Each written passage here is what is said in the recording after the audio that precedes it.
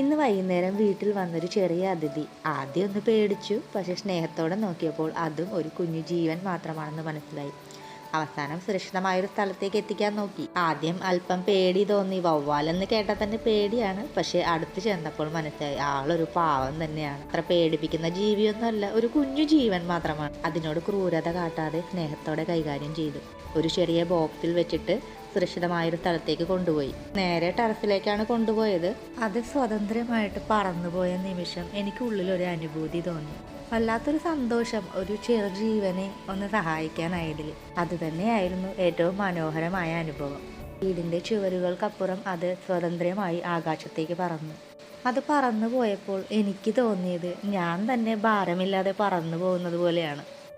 ഞാനങ്ങനെ അതിനെ നോക്കി നിന്നു. മനസ്സിലൊരു ചൂടും ഒരിക്കലും മറക്കാനാകാത്തൊരു സന്തോഷവും.